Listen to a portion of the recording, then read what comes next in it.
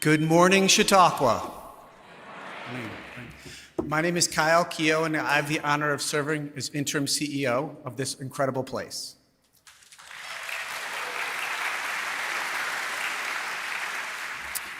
So first, could you raise your hands if you're here for the first time? Fantastic. Can we give them a big Chautauqua welcome?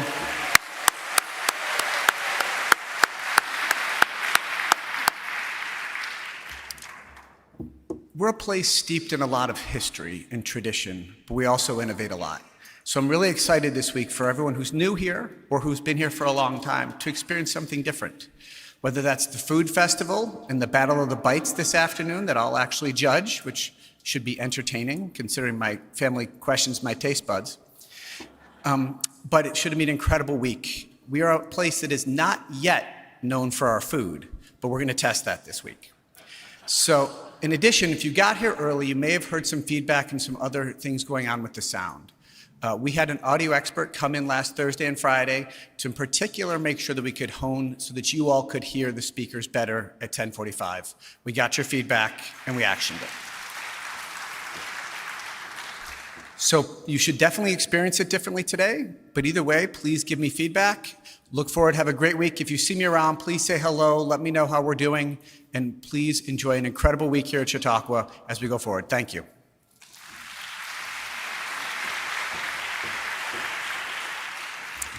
Thank you, Kyle, and good morning, Chautauqua. It is wonderful to see all of you here at the beginning of the week. My name is Deborah Sunya Moore. I serve as Chief Program Officer, and it is my pleasure to welcome you to the amphitheater this morning as we begin Week 8 of the 2026 Chautauqua Lecture Series. Before this morning's lecture, we will have a few announcements. You will have a brief opportunity to greet this morning's lecturer, Danielle Nierenberg, on the back porch of the amphitheater immediately following our program. Please keep in mind that we have to limit the number of people that come to the back porch, and as always, we ask that you keep your greeting to a brief hello so that we can get everyone to meet our speaker. At 4:30 p.m. today in the Chautauqua Cinema, the Chautauqua Climate Change Initiative is proud to present a special free film screening of the documentary Food 2050. Followed by a post-film discussion with Ms. Nierenberg and Sarah Farley, Vice President of the Rockefeller Foundation's Global Food Team. Narrated by Academy Award winner Viola Davis, Food 2050 is a breathtaking documentary that captures a group of global visionaries, activists, farmers, doctors, and scientists who lead extraordinary efforts to ensure a healthy, equitable, and sustainable food future. This program is presented as a free offering in partnership with the Rockefeller Foundation. At 3:30 p.m. today in the Hall of Philosophy, Chautauqua is proud to partner for a 32nd year with Jeffrey Kemp of the Center for the National Interest to present our annual Middle East Update, a program that brings together foreign policy experts on the grounds of Chautauqua to discuss issues facing the region. Dr. Kemp's conversation partner in 2026 will be another Chautauqua favorite, Molly Williamson of the Middle East Institute. Again, the Middle East Update is at 3:30 p.m. today in the Hall of Philosophy. All this week and next week, we are proud to present the Chautauqua Food Festival. This is a 2-week celebration of flavor, ideas, performances, and gathering, and you have many opportunities to savor the offerings on Bester Plaza and elsewhere, including our Taste Caravan, a series of rotating food trucks and local restaurants, premium tastings and dinners, and celebrity chef cooking demonstrations. Please see the Chautauquan Daily for details. As you engage with our programs this week, we hope you have a transformative experience and that you plan to join us again in 2027. You can view our 2027 themes at 2027.chq.org. And we love extending an invitation to all of you to give us your feedback. We want you to be part of the collaborative planning process. You may enter ideas for speakers, preachers, artists, and topics to animate our stages inside of these themes. So again, that's 2027.chq.org to see our themes and offer your suggestions. In addition to our in-person audience here in the amphitheater, we are pleased to welcome those of you watching and engaging with this program through our Chautauqua Institution YouTube channel. Thank you for joining us. All who are with us live are welcome to participate in the Q&A at the end of our program. You may submit your questions throughout the presentation at questions.chq.org. And for those of you that want that real paper and real pencil, raise your hand high when it comes to Q&A time, and our wonderful ushers will be looking for you. At Chautauqua, we take great pride in the environment we create as a community that welcomes a purposeful variety of perspectives as we explore the best in human values together. We thank all of you in our audience for honoring the spirit of this forum and for your collegial responses to our speakers, our staff, and to each other. Lastly, this is that time. Check your pockets, check your purses, check your neighbors, turn off anything that might beep or buzz, and let's get ready for a wonderful morning together. We're so pleased to welcome you to week 8 of the Chautauqua Lecture Series, in which we are pairing our week-long food festival with a series of lectures on the theme, The Future of Food, Climate, Technology, and the Next Agricultural Revolution. Food is universal. It sustains us, connects us, defines us. But how we grow it, share it, and celebrate it is changing fast. This week at Chautauqua explores the future of food systems through the lens of sustainability, technology, culture, justice, and joy. This week, we'll meet policy experts, chefs, and change makers working to reimagine what and how we eat and what it means for our planet, our communities, and our sense of connection around our tables. To begin our week-long exploration of the future of food, we're honored this morning to welcome Danielle Nierenberg, a world-renowned researcher, speaker, and advocate on all issues relating to our food system and agriculture. Ms. Nierenberg is president of Food Tank, the think tank for food, and an expert on sustainable agricultural and food issues. She's written extensively on gender and population, the spread of factory farming in the developing world, and innovations in sustainable agriculture. Prior to starting Food Tank, Ms. Nierenberg spent 2 years traveling to more than 35 countries across sub-Saharan Africa, Asia, and Latin America, meeting with farmers, scientists, researchers, policymakers, government leaders, students, academics, and journalists, documenting what is working to help alleviate hunger and poverty while protecting the environment. She is the recipient of the 2020 Julia Child Award. It is our honor to host Dani this week on her first visit to Chautauqua, made possible by Week 8 presenting sponsor, Highmark Blue Cross Blue Shield, AHN Westfield Memorial Hospital, and Health Now Administrative Services. This morning's program is also supported in part by the Barbara and Herb Kaiser Fund. Please join me in offering a warm Chautauqua welcome to Danielle Nierenberg.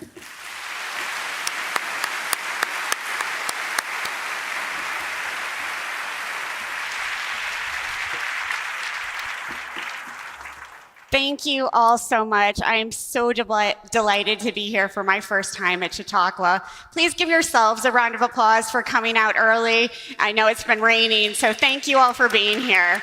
Really appreciate it.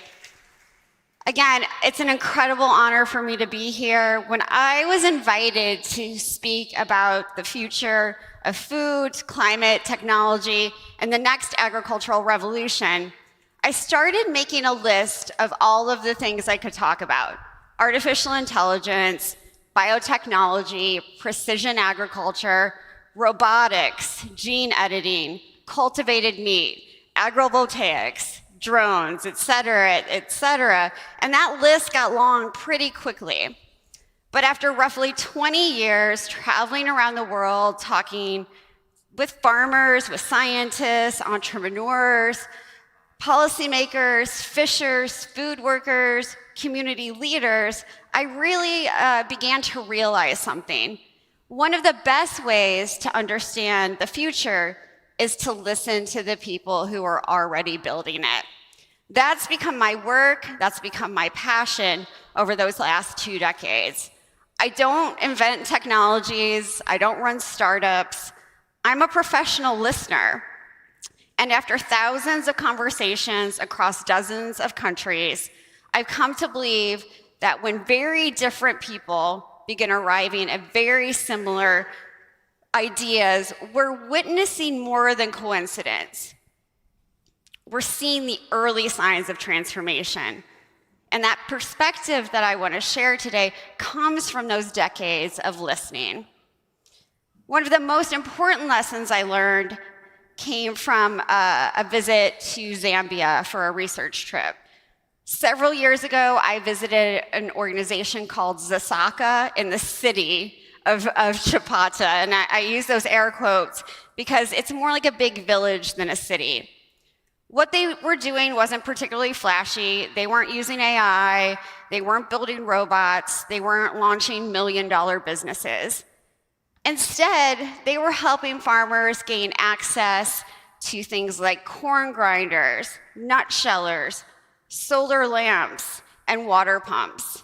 Not exactly the stuff of science fiction, but those technologies are life-changing. They reduce labor, they reduce post-harvest losses, they increase incomes, and perhaps most importantly, they help young people see farming as an opportunity instead of as a burden. That experience taught me something that I have kept with me ever since. The most important question isn't whether a technology is sophisticated or techy. It's about whether it actually can improve people's lives.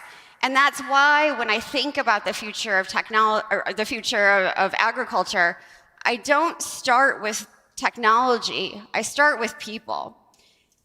In the mid-aughts, I found myself sitting with women farmers at a cooperative outside of Ahmedabad, India.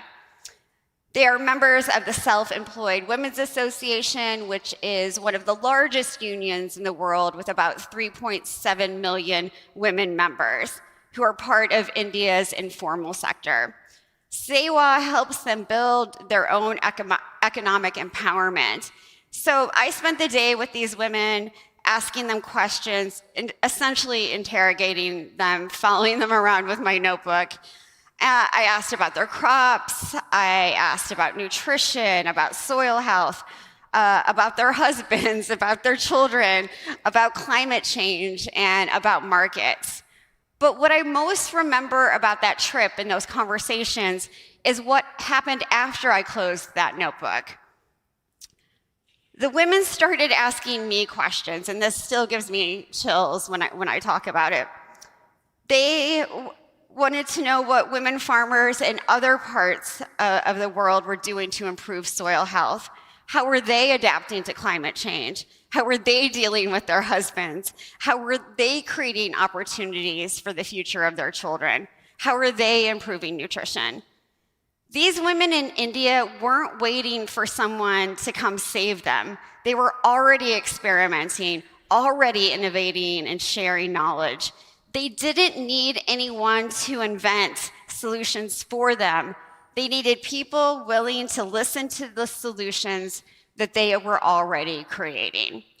That experience changed how I think about innovation. Too often, we think innovation means a new invention, a new technology, a new product, a new company. But some of the most innovative people I know are farmers. Every growing season is an experiment. Every drought requires adaptation. Every new pest requires creativity. Farmers have always been innovators. And that lesson has been reinforced everywhere I travel: Kenya, Guatemala, Malawi, Ethiopia, Iowa, California, New York. Different places, different challenges, but remarkably similar lessons. One of the most important lessons is that climate change is no longer a future reality. It's agriculture's current reality.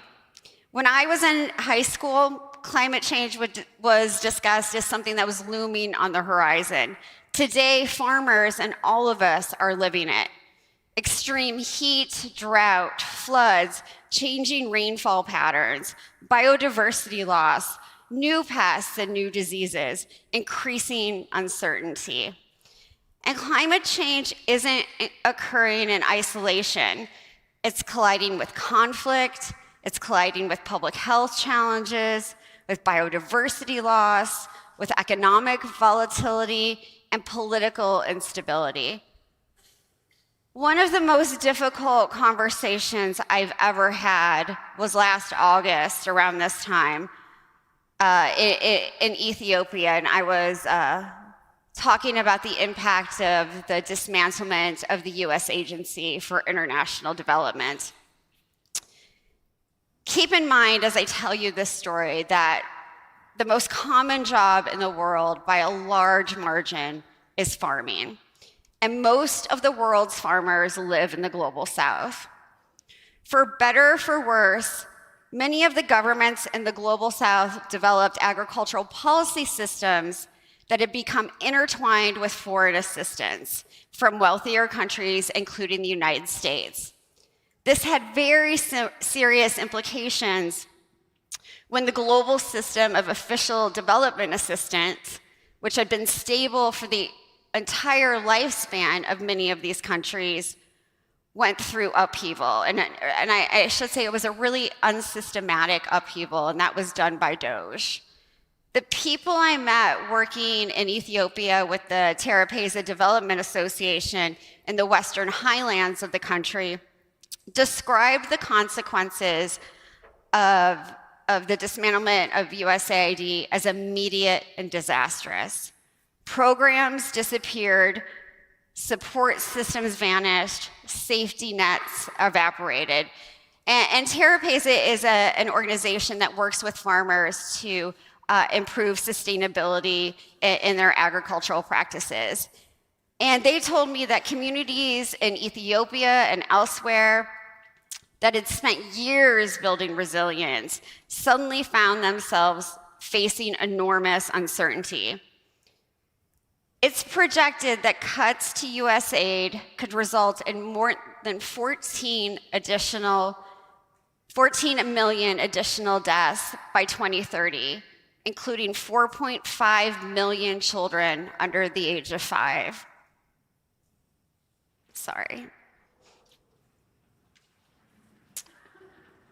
I think that's worth repeating.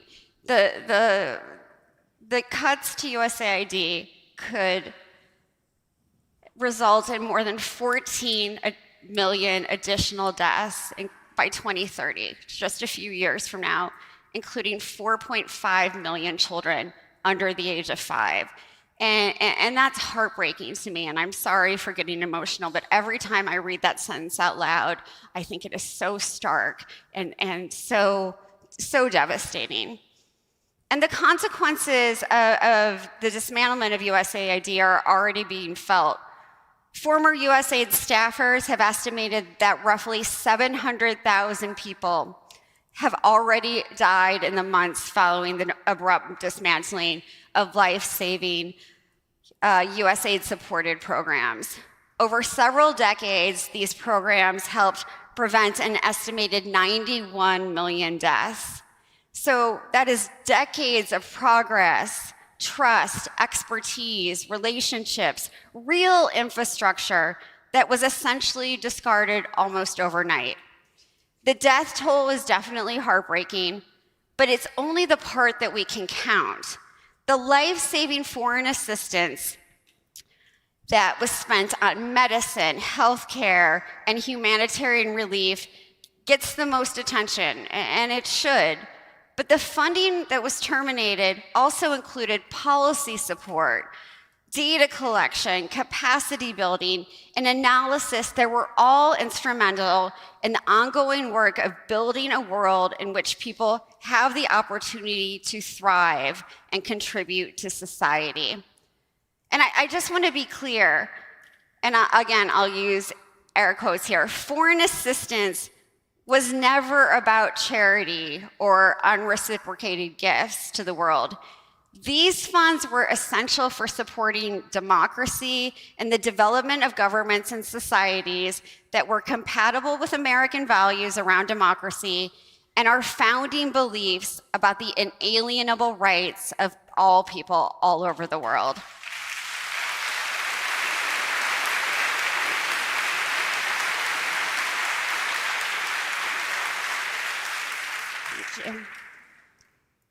I don't believe we hold the truth of these rights because of a unique sense of selflessness or obligation. We hold them because we know that a world with less poverty, less hunger, and more food security is a safer and more prosperous world for everyone. This was always the driving force behind the work done by USAID and others, and everyone knew it. Well, almost everyone, right? The tragic fact is that we don't yet know the full cost of this abrupt policy change and what it will have on children's nutrition, on healthy soils, on agricultural development and research, or the generations of farmers who will lose their access to knowledge, to markets, and to support. Those consequences will unfold over decades and across borders, including our own, which I think is something very important to remember. When I spoke with Nicholas Enrich, who was the head of global health at USAID in 2025, and who worked for the agency under 4 administrations, he said it's the long-term consequences that keep him up at night. He says we've abandoned a generation of children, and we will feel these ripple effects for years to come. And I think it's really important to understand that development is not something delivered to communities. It's something built alongside them. And so what strikes me isn't only the scale of the challenge facing farmers in the global South right now, it is their strength, it is their determination, their ingenuity, not because they necessarily wanted to adapt, but because they have no choice. That resilience is something I encounter over and over again all over the world. People often ask me if I'm optimistic about the future of agriculture, of the world. I usually tell them that optimism isn't quite the right word. Hope is. I can see potential almost everywhere I look. But realizing that potential does not happen automatically. And hope is not pretending everything is fine. Hope is seeing people respond to extraordinary challenges with creativity, with determination and courage. That's what gives me confidence, not because the challenges are small, but because the people facing them are extraordinary. And that brings me back to technology. Technology matters. Artificial intelligence is helping reduce waste. Digital platforms are helping farmers develop and reach new markets. Weather forecasting tools are helping producers deal with the impacts of El Nino. Traceability systems are removing the opaqueness from supply chains. But these technologies matter only when they solve real problems for real people. And I want to give you 2 examples. The company WholeChain is leveraging blockchain technology to track products like beef, leather, soy, and to bring more transparency to these supply chains, to make them, as I said before, less opaque. This is something that not only protects the environment, but provides farmers with additional income because their products are now fully traceable and you can get a premium price for them. My second example comes from a visit last week to the International Maize and Wheat Improvement Center, which is also called CIMMIT, and it's located outside of Mexico City. Their researchers are developing a forecasting system to help farmers adjust and reduce crop losses during periods of extreme weather. When farmers can be prepared and make better decisions, the impact is more than just yields. It really helps them build confidence and empowerment. And that matters because climate change is already reshaping agriculture. Natural disasters have caused an estimated $3.26 trillion in agricultural losses globally over the past 3 decades, and an average of nearly 100 billion every year.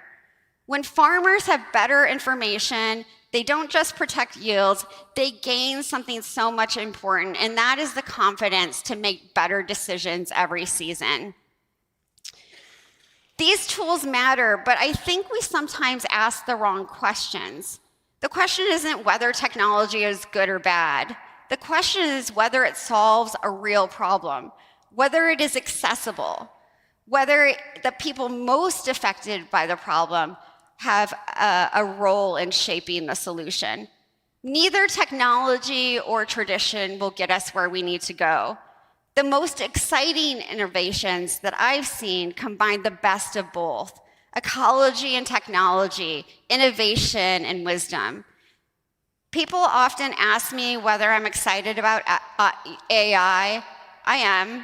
They often ask about biotechnology, robotics, precision agriculture, gene editing, digital tools. My answer is almost always the same: yeah, I'm excited. But then I try to ask a different question. Who decided that these technologies were the ones that should be used to solve problems? And so after listening to farmers around the world for a very long time, I've discovered that people rarely wake up in the morning, wanting a new technology. What they're looking for is solutions. They're trying to grow food with less water. They're trying to protect their crops from existing and emerging pests and diseases. They're trying to reduce backbreaking labor. They are trying to counter the impacts that will come from El Nino, as I said before. They're trying to simply feed their families. They are also trying to build a future that their children want to be part of. Technology succeeds when it helps people solve these problems that they actually have, that they are already experiencing every day, not the problems that someone else thinks they have. We have had a habit in development, especially agricultural development, telling communities what they need rather than asking them what they want. We often talk about the future as if we have to choose between high-tech and low-tech agriculture, between AI and indigenous knowledge, between robotics and agroecology, between biotechnology and biodiversity. I don't think those are the choices. The most promising future I'm seeing built isn't choosing one over the other. It's built on bringing the best of them all together. Artificial intelligence, for example, can identify patterns across millions of data points. Farmers recognize patterns across generations of working the same land. Satellites can tell us when rain has fallen. Farmers know which parts of fields flood first and which crops have just survived the most difficult seasons. Gene editing may help us develop crop varieties that can withstand drought, heat, disease. At the same time, indigenous communities and farmers around the world have spent centuries protecting crop diversity and preserving varieties that are already remarkably resilient. Those aren't competing ways of knowing. They're complementary. One expands what we can measure, the other deepens what we can understand. That's why I don't believe that the future belongs to high or low-tech agriculture. I think the future belongs to thoughtful agriculture. Agriculture that combines innovation with expertise, scientific discovery with practical wisdom, and new ideas with generations of accumulated knowledge. The most important technologies are often the ones we stop talking about. They become part of our everyday lives. We don't marvel at irrigation systems, weather forecast, improved seed varieties, refrigeration, television, the internet. They're just here now. So instead of asking, what's the next big breakthrough, I think we should ask a different question. What kinds of technologies are already helping people do their jobs better? And I want to give you a few examples again here. The company Winnow has developed AI tools to help kitchens around the world reduce food waste by almost 75% in some cases. And I've met hundreds of chefs all over the world, from Michelin star restaurants to lunch ladies and gentlemen at school cafeterias. None of the chefs I have met in my entire life want to waste money. They want to do the opposite. So that kind of technology can be really useful for them. Another example is how the Food is Medicine Institute is working with Google and YouTube to make sure that eaters find credible information and evidence when they are searching for nutrition information online. And that might sound very small to some of you, but there is so much noise when eaters are searching for nutrition information. And any tool that can help them find that best information, the most credible information, is really helpful on how and what to eat. One of my favorite examples of this comes from the Svalbard seed vault, tucked deep inside a mountain inside the Arctic Circle. The seed vault is built to withstand rising seas, earthquakes, even the passage of centuries. But what it's protecting is something profoundly ancient. For more than 10,000 years, farmers have been saving seeds from one harvest to plant the next season. They select varieties that survive drought, resist pests, tolerate floods, or simply taste better. Long before we called it innovation, they were already adapting to a changing world. The seed vault takes that ancient practice of seed saving and strengthens it with modern engineering and technology. Today, it safeguards more than 1 million seed samples from nearly every corner of the globe, and really is helping create a backup for humanity's agricultural heritage in the case of war, climate disasters, or other crises that may threaten the crops we depend on. To me, that's really what the future of agriculture looks like. Not replacing traditional knowledge with technology, not romanticizing the past or assuming every new invention is automatically progress. It's recognizing that our greatest breakthroughs often happen when we combine the wisdom farmers have accumulated over generations and generations with the best science, the best engineering, and technology that we have today. To me, that's what success looks like. Not technology that captures our attention, but technology that quietly improves people's lives. Because in the end, technology isn't the destination, it's a tool. What matters is the judgment to use it wisely, the humility to recognize that no single solution has all the answers, and the willingness to listen to people who will live with the consequences of a technology long after it has been developed.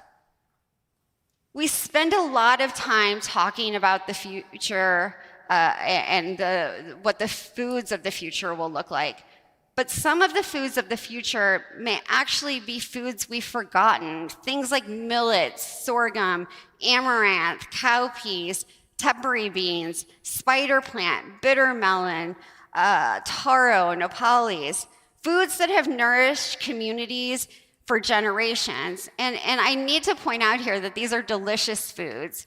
Just a few months ago in Kenya, I ate an indigenous green called managu, which I'd never had before, and it was one of the best things I've ever eaten. At climate conferences and in communities around the world, I have been able to spend a lot of time with indigenous communities, indigenous leaders who are restoring traditional food systems and protecting biodiversity. And I keep seeing their same spirit of resilience and knowledge wherever I travel. The women I met in India that I mentioned earlier weren't an exception. They are part of a much, much larger story. I had the opportunity to meet indigenous women leaders at the UN Climate Change Conference in Brazil last year. Like the women farmers I met in India, leaders from Brazil and Australia were working to protect their foodways in the face of the climate crisis. Although thousands of miles separated their communities, these women from Brazil and from Australia shared many of the same concerns and many of the same strategies for adapting to a changing climate. When we talk about groups that identify as indigenous peoples, we are talking about 5%, maybe a little less, of the global population. But their footprint is massive.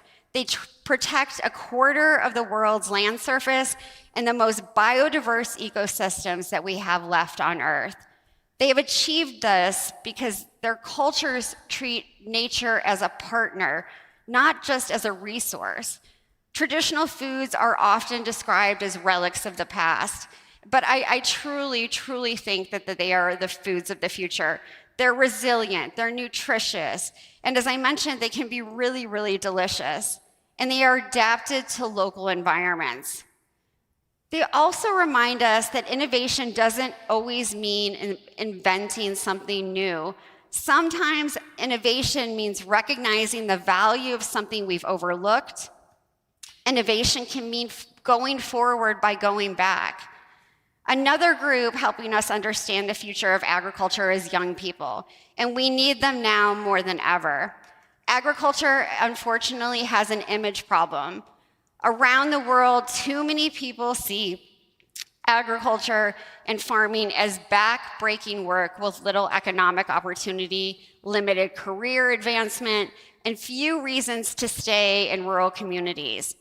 At the very same time, farmers are getting older around the globe. Here in the United States, the average age of a farmer is about 60 years old. Across much of sub-Saharan Africa, the average age is also approaching 60.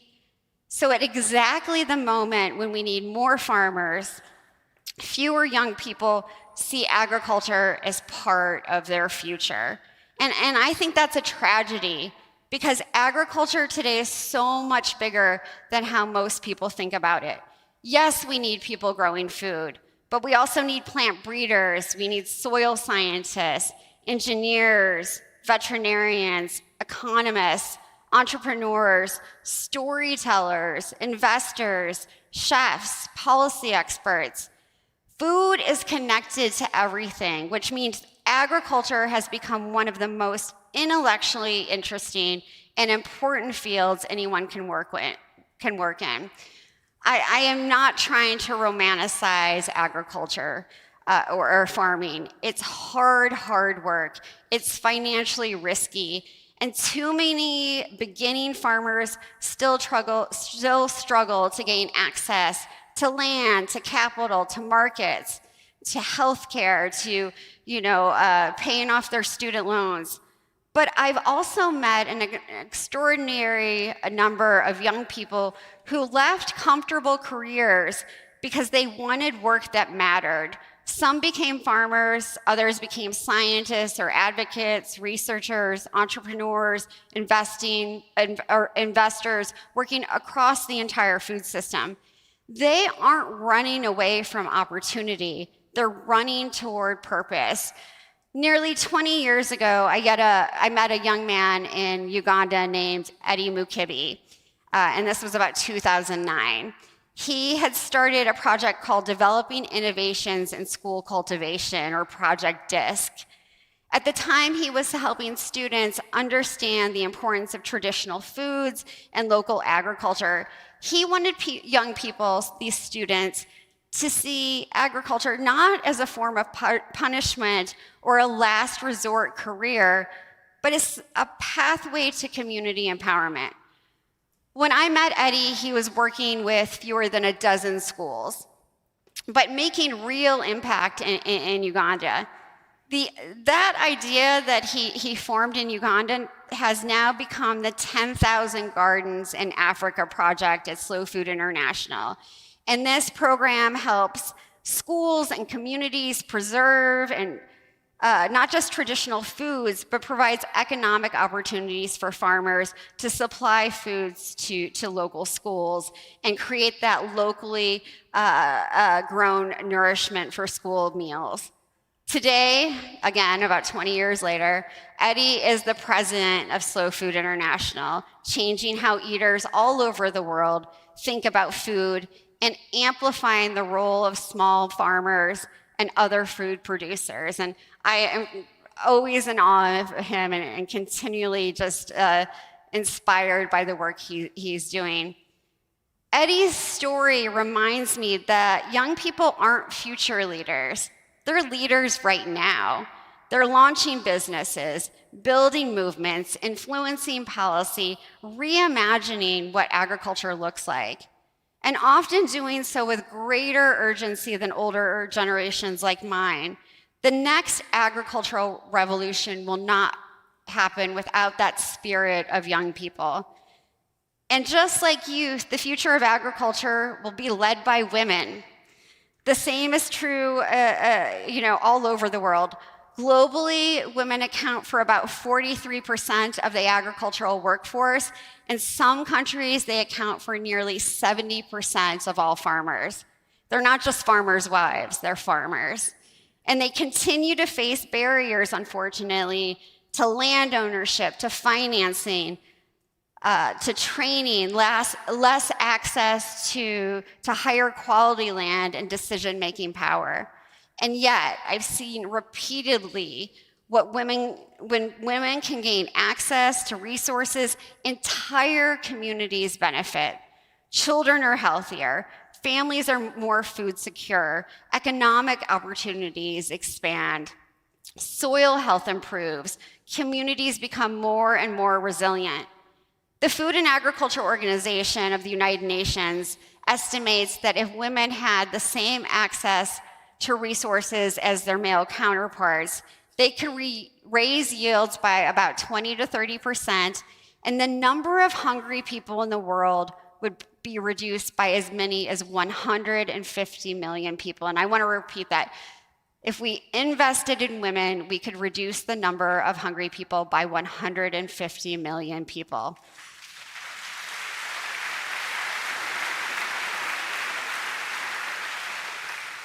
It's incredible. It gives me chills every time I say it, and I've said it a million times. And these women are able to do that not because of a breakthrough technology, but because they were finally given equal opportunities. I saw it in Guatemala last November while spending time with women coffee farmers who had formed a cooperative. And what struck me wasn't just the coffee, which was really, really delicious. It was the model they had created. The women are involved in every step of the value chain, from planting and harvesting to roasting and selling. Some of them are even training to become baristas. And so by working together collectively, they can sell directly to coffee shops rather than relying on traders who would take most of their money. And this is giving them greater influence in their communities, more resources, and more economic opportunity. When I asked these women in Guatemala what advice they had for women farmers in other parts of the world, they told me, every step we take opens a door for another woman. When we invest in women, we don't just invest in individuals, we invest in entire communities. And if we want to talk about the future of food, we also need to talk about rural communities. Too often, farmers are blamed for the failures of our food and agriculture systems. But the truth is that many rural communities have just been left behind. They've been forgotten. These are places that need investment, things like broadband, healthcare, education, reliable markets, good jobs, opportunity. And just as importantly, they deserve our admiration and they deserve our respect. In the United States, 9 out of 10 counties with the highest rates of food insecurity are rural. And globally, one of the cruelest, most intense paradoxes of our food system is that the people who produce our food are often the ones most likely to go hungry.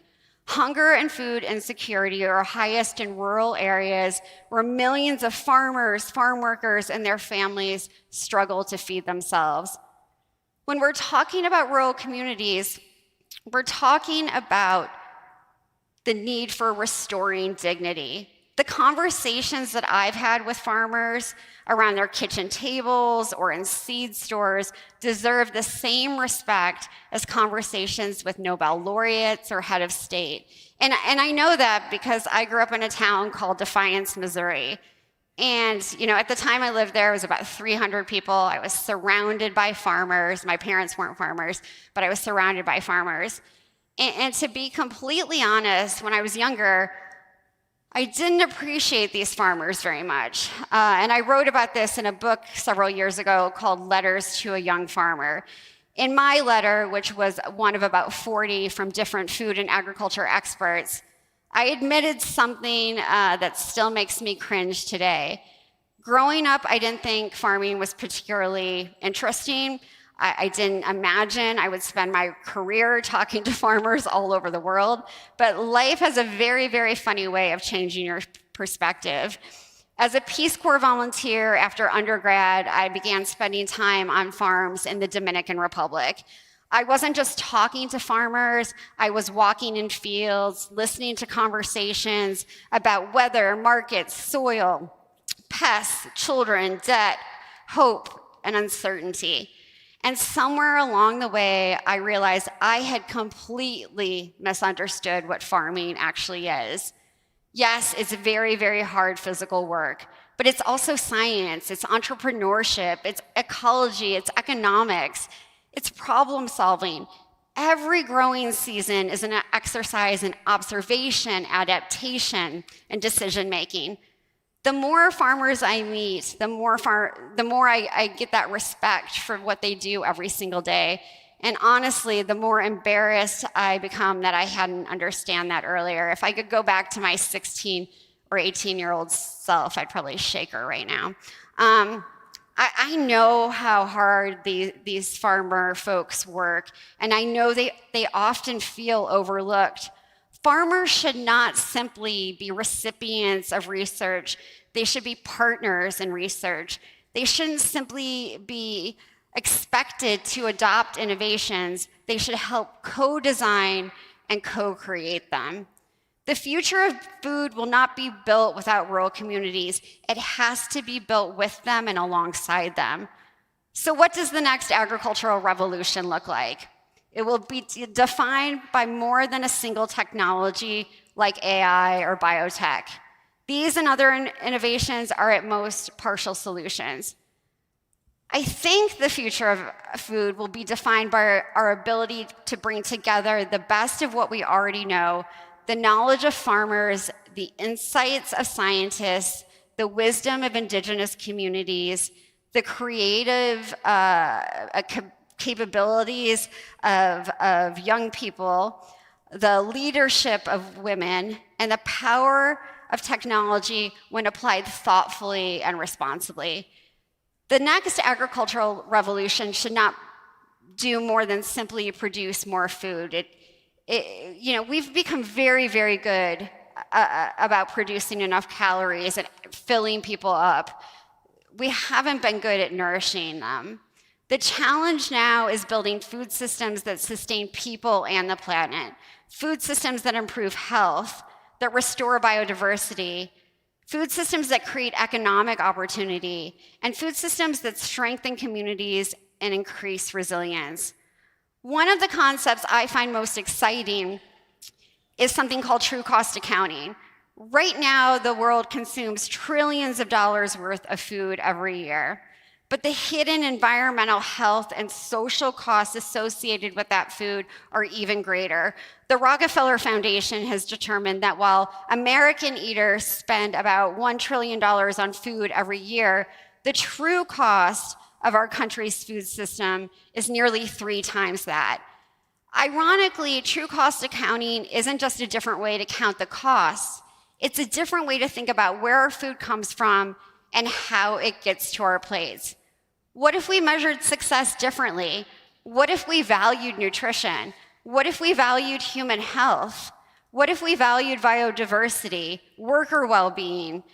What if we valued climate resilience? And to be clear, I don't mean value in an abstract philosophical way. I mean, what if we were able to actually measure the things most people agree are important, and what if we rewarded the outcomes we really want? So this is one of those ideas that I understand sounds both simple and impossible, but measuring impact is an area where we've seen major technological gains over the last several years. And while I can tell you that true cost accounting isn't always simple to do in practice, it's also not impossible, and it could be transformational. Because food is connected to everything: health, climate, water, biodiversity, economic opportunity, national security, culture, and community. Food isn't a separate issue. It intersects with nearly every challenge and crisis we face. And that means it can help solve many of our biggest challenges too. I spent a lot of time over the last year thinking about infrastructure. And when most of us think about infrastructure, we usually think about roads or bridges, things like broadband, irrigation, or storage. But I've come to believe that we're overlooking another important kind of infrastructure, and that's relationships. Relationships move trust. Relationships move knowledge. Relationships move innovation. They help ideas travel from one farmer to another, from researchers to communities, and from one generation to the next. Relationships determine whether people are willing to try something new, share what they've learned, or work together to solve problems.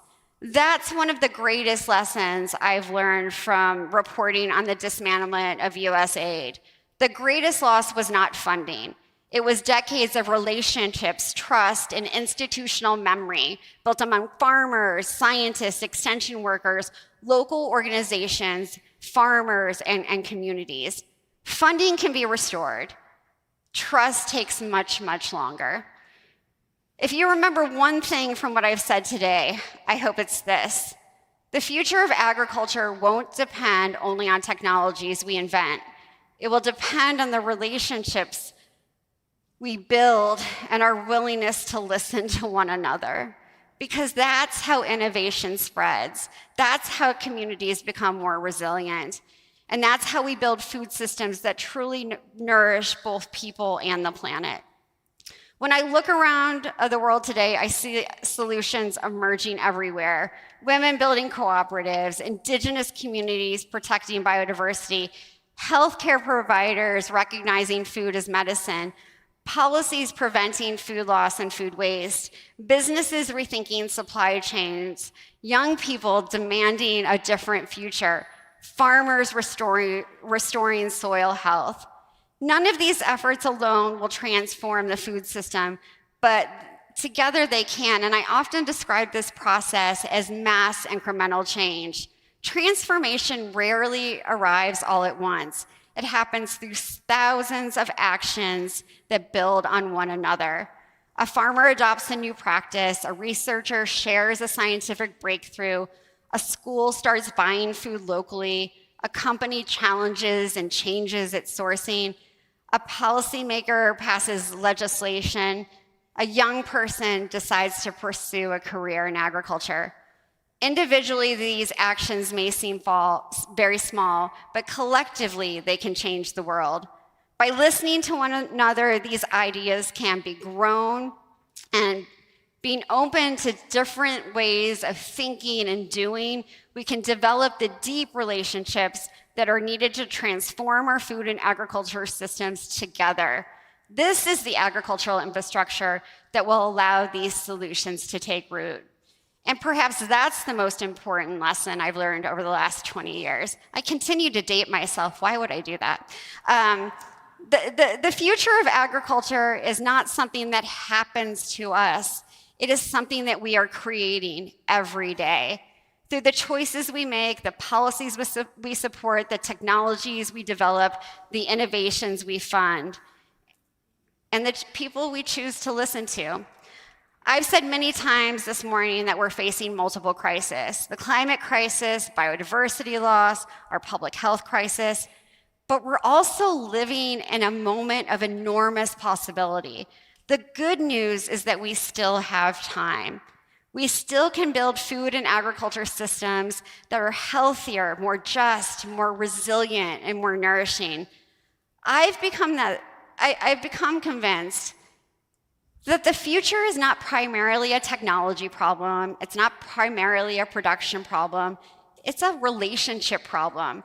Our relationship with the land, our relationship with food, our relationship with one another, and our relationship with future generations. The philosopher William McCaskill has written, "We are the ancients." It's a simple phrase, but it's really powerful to me because it's a reminder that if all goes well, there's a lot more humanity yet to come. We tend to think of ourselves as descendants of the past, and we are, but we are also the ancestors of the future. We need to start behaving and thinking like the stewards we'd like to be remembered as. The next agricultural revolution won't be judged by how sophisticated our technologies have become. It will be judged by whether future generations inherit healthier soils, healthier communities, healthier ecosystems, and healthier food systems because of the choices we make today.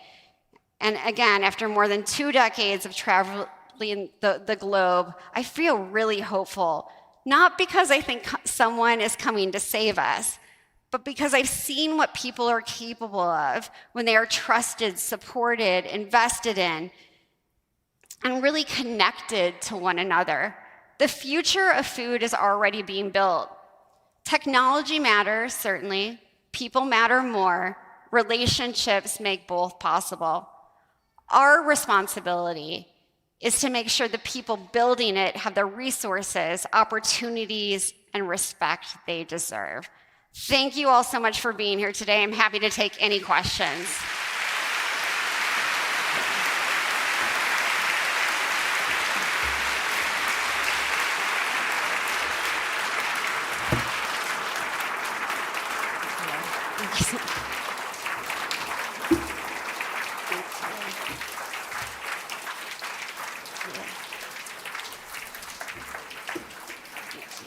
Thank you, Danielle. And friends, we will move right into our Q&A. We can see your questions coming in. We know that some of you move on to other programming, and we ask that you do that quietly so that we can get started here.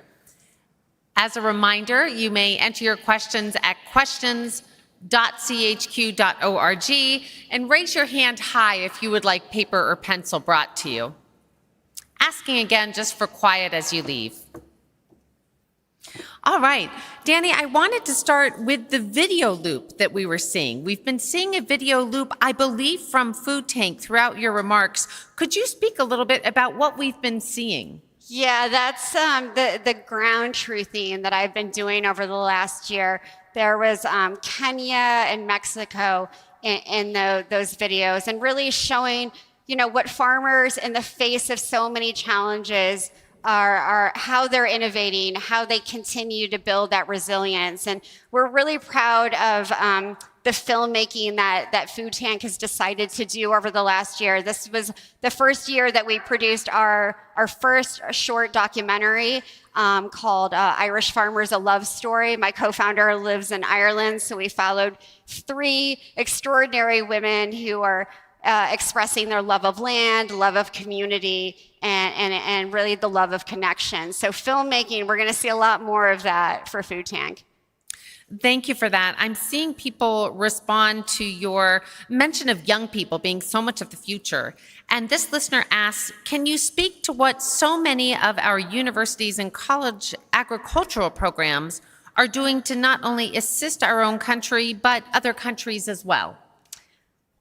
That's a fantastic question. And I have to say that before the dismantlement of U.S. aid, at land-grant universities in the United States, there were these facilities called innovation labs, and they attracted young people from not just the United States, but from all over the world. A really exceptional one was in Michigan State. I'm biased. My husband worked with this innovation lab. And so we used to do a lot more to help young people research and find different ways to grow food. What I'm seeing right now, and Food Tank has an academic working group which is made up about 200 food and agriculture systems professors from all over the United States, and we're expanding it globally as well. And you see that how committed those professors and faculty are to helping that next generation of not only farmers, but researchers, advocates, storytellers like me become part of our food and agriculture systems in creative ways. We need to support those academics right now. They are under tremendous attack. I don't know a better word. Let's move to U.S. aid. Someone asked, now that U.S. aid is dismantled, what is being done to counter this from the private sectors, and do you see funding coming from other areas? Yeah, it's such a great question. I mentioned during my talk that I was at CIMMYT, which is the Wheat and Maize Improvement Center located in Mexico. And that's an institution that's been around for 75 plus years now at this point. And, you know, just very frankly, I was talking to their researchers because they lost a tremendous amount of US aid funding. And they said, we're having to turn to the private sector. And I said, you know, how does that make you feel? Do you feel constrained in what you can research? And the researcher I was talking to just shook his head. He's like, it's a struggle because they want certain things because their job is to make money, right? And we have to do a lot of pushback because we are not willing to greenwash. So the private sector is stepping in, but we always have to ask that question, what are their motives? Lots of questions about family farms. This listener, my high school graduation class recently counted how many of our family farms were sold off. We couldn't make a living. What do you think about the value of small farms in the U.S.? The value of small farms can't be understated. I think small farms do, again, more than just produce nourishment. They protect soil health. They become part of communities. People feel very connected to their food when there's a small farm, either down the street or someone they see at the farmer's market. And in an age where we've become so disconnected from where our food comes from, small and medium scale farmers, and sometimes even large ones, can really connect us back to our food. Thank you. And someone else asks, in the U.S., the family farm has been consolidated into big ag. Is this happening in the global South? It's starting to. You're seeing it in places like Nigeria, like South Africa, parts of Latin America, Asia.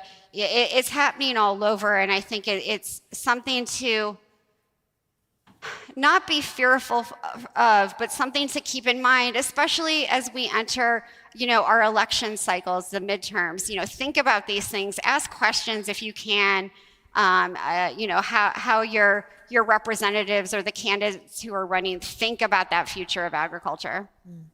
What roles do you see for agricultural cooperatives, domestically or abroad, in solving for food insecurity with increasing climate change? Yeah, I think cooperatives are so important. They bring farmers together. They're able to negotiate better. Those women farmers I was talking about in Guatemala, they've eliminated middlemen entirely. They don't have to sell their coffee harvested at a low price to a processor. They're doing it themselves. So I think that collective action, that coming together, can have extraordinary impacts. And that's just one example. There are so many happening here in the United States and all over the world where farmers coming together, they have tremendous power, and that creates really tremendous opportunity. Can you talk more about the importance of soil health and the impact of our current agricultural practices on soil health and nutrient density? How do we turn this around? Yeah, soil health is everything, and I'm sure many of you have been hearing this term regenerative agriculture.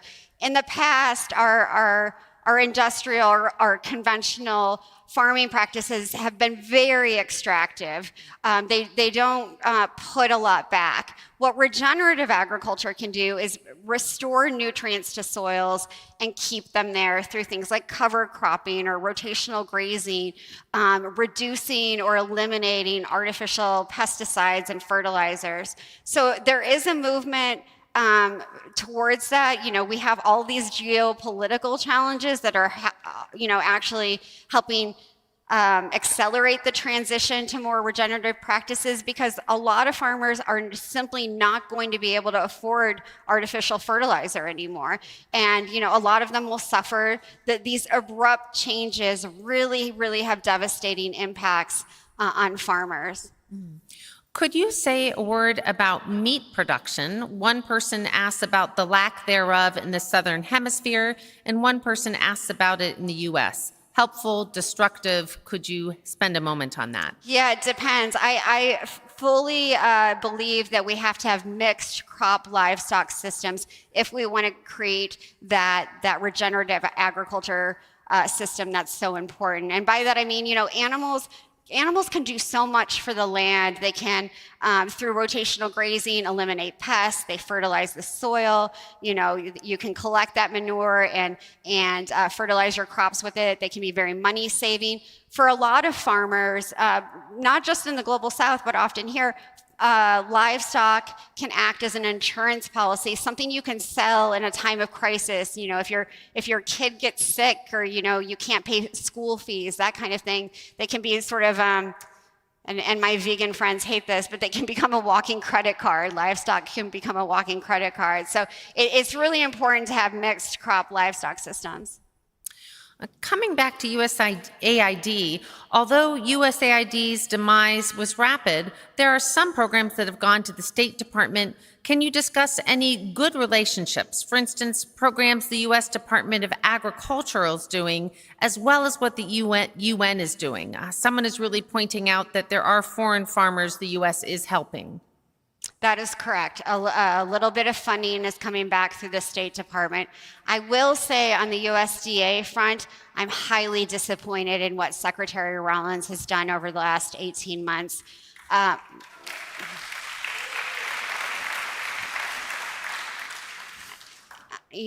She's, dismantled some of the most important work happening at USDA in research and development. And again, that's something that is tremendously useful for farmers in the United States, that research, that development that takes place, the ability to, interact with USDA. I think she's destroyed some relationships that will be very hard to get back. Thank you. We have someone asking about the relationship to data centers. They expressed concern about data centers, wondering about the angle of this in relation to food security. Yeah, and this is something, I think a lot of us have just started thinking about when we're talking about the loss of farmland all over the United States. And an organization I suggest you check out is American Farmland Trust, because they're trying to save and preserve farmland for the next generation and generations after that. By preserving farmland, providing leases to young farmers. But the rise of data centers is having an immense impact as well. And when farmers, who are literally living on the edges anyway, if they're offered, what is essentially very good money for these data centers, I understand why it's appealing. It's definitely a problem. Danielle, we're going to move to a few forward-looking questions. And this one asks, mentions you talked about youth agricultural programs in developing countries. What can we do to promote and support food security programs in our own local schools? Yeah, there's so many great gardening programs going on in schools, edible schoolyards, which was started, decades ago by Chef Alice Waters. There's, in almost every school district now, you see these school gardening programs that I think can be so effective. Again, getting that connection that kids otherwise wouldn't have to food, especially when they're growing it themselves. And again, it doesn't just mean that they'll become farmers in the future. They can become, journalists who write about agriculture or entrepreneurs who are, building food startups. So I think it's incredibly important to have those organizations in place. I'd also like to give a shout out to the National Young Farmers Coalition. They do a lot of work here in New York State and around the country to develop policies that will help young farmers gain access to land, get their student loans forgiven, gain access to health care and mentorship, all really, really important things for young and new and beginning farmers. Some of us would love to know your thoughts on what we should eat. One person asks about, should we be eating lower on the food chain, less meat? Also, should we be eating less junk food?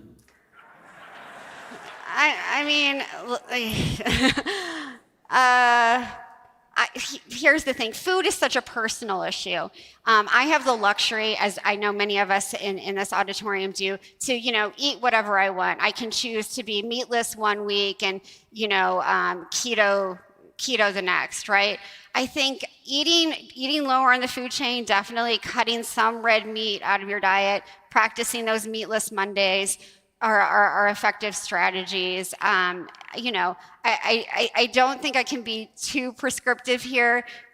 One of the things that has annoyed me as a person who thinks and writes and talks about these things is there's been so much focus on the Mediterranean diet, and for good reason. It's a very healthy diet, rich in omega-3s and protein and fiber and nutrients.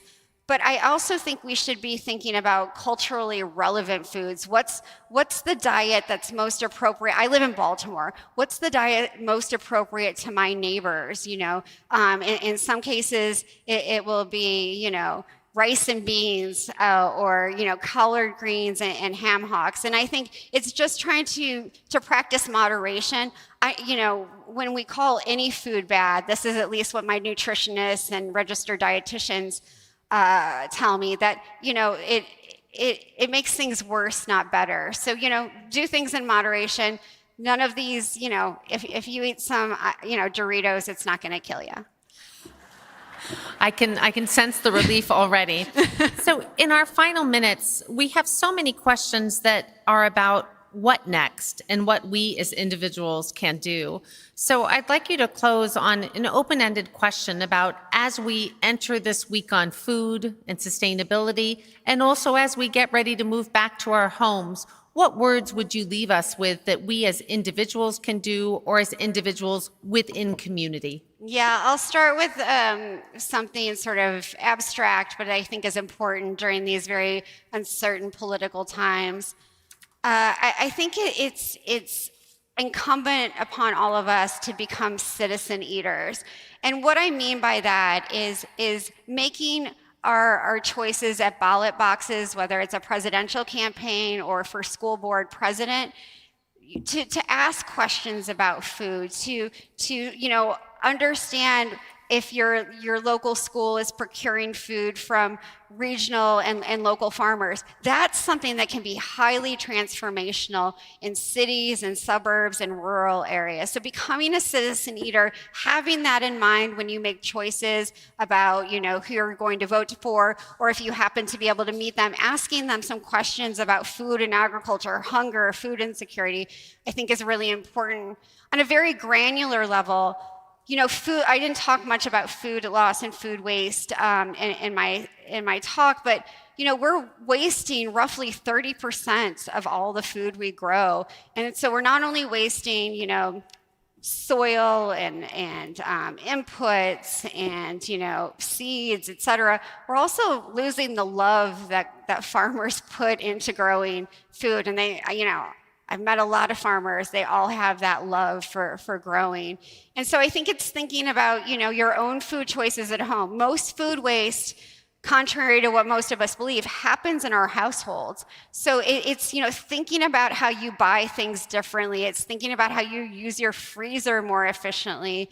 It's thinking about what you do with those leftovers. I think that's just something really concrete to end on, because we all have that power. We all have a power to change the food system in a small way that can add up that mass incremental change I talked about by thinking about your food, the food waste in your home and what you can do about it. Please join me in thanking Danielle Nierenberg. Thank you so much. Thank you.